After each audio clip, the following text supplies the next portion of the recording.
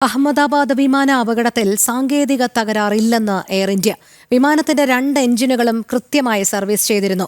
Air India chairman N ചന്ദ്രശേഖരനാണ് അവകാശവാദം ഉന്നയിച്ച് രംഗത്ത് വന്നത്. അപകടത്തിന്റെ പ്രാഥമിക അന്വേഷണം പൂർത്തിയാകാൻ 1 മാസമെങ്കിലും എടുക്കുമെന്ന് എയർ ഇന്ത്യ വിശദീകരിക്കുന്നു. കൂടുതൽ വിവരങ്ങളുമായി ഡൽഹിയിൽ നിന്നും എസ് ശ്രീകാന്ത് ചേരുന്നു. ശ്രീകാന്ത്, അഹമ്മദാബാദ് വിമാന അപകടവുമായി ബന്ധപ്പെട്ട് എന്തെല്ലാം കാര്യങ്ങളാണ് എയർ ഇന്ത്യ വിശദീകരിക്കുന്നത് ഏറ്റവും ഒടുവിലായി? അഹമ്മദാബാദ് വിമാന അപകടവുമായി ബന്ധപ്പെട്ട് വിമാനത്തിന് സാങ്കേതിക തകരാർ ഇല്ലെന്നാണ് എയർ ഇന്ത്യ ഇപ്പോൾ വ്യക്തമാക്കുന്നത്. വിമാനത്തിന്റെ 2 എഞ്ചിനുകളും കൃത്യമായി സർവീസ് ചെയ്തിരുന്നു.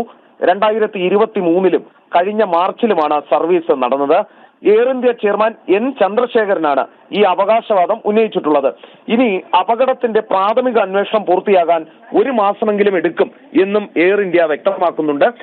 ഒരു പക്ഷേ ഈ അപകടം നടന്നതിന് ശേഷം ഇതാദ്യമായാണ് ഈ വിമാനത്തിന് എന്തെങ്കിലും സാങ്കേതിക തകരാറുണ്ടോ ഇല്ലയോ എന്നതിലൊക്കെ ഒരു വ്യക്തത എയർ ഇന്ത്യ വരുത്തുന്നത്. ഇത് മാനുഷികമായ ചില വീഴ്ചകൾ വന്നതാണോ അതോ വിമാനത്തിന് പറ്റിയ തകരാറാണോ എന്നൊക്കെ ചർച്ചകൾ ഉണ്ടായിരുന്നു. പക്ഷെ അതിലിപ്പോൾ എയർ ഇന്ത്യ ഒരു വ്യക്തത വരുത്തിയിരിക്കുന്നു. ശരി, എസ് ശ്രീകാന്താണ് ഡൽഹിയിൽ നിന്നും വിവരങ്ങൾ നൽകിയത്.